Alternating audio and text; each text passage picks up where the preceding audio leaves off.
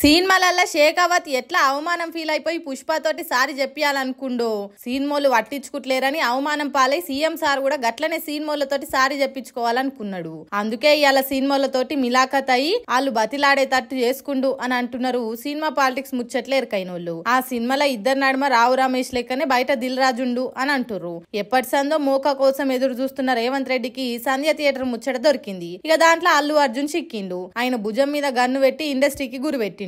Bullet గట్టిగా దిగింది. ఇవాళ శరణు అనుకుంటా సినిమాలంతా రేవంత్ ముంగట చేతులు జోడించి బతిలాడుకునే పరిస్థితి తెప్పించిండు. ఇదంతా సీఎం సార్ ను అల్క తక్కువ చేసి సినిమాలు చూసినందుకే ఇవాళ వాళ్ళకి ఇట్లా చేసిండని అంటుర్రు చాలా మంది నెటిజన్లు. సినిమాలతోటి మీటింగ్ లా అందరు దండం పెట్టే వరకు ఇక పగకు పిండం పెట్టిండు సారు అని అంటుర్రు.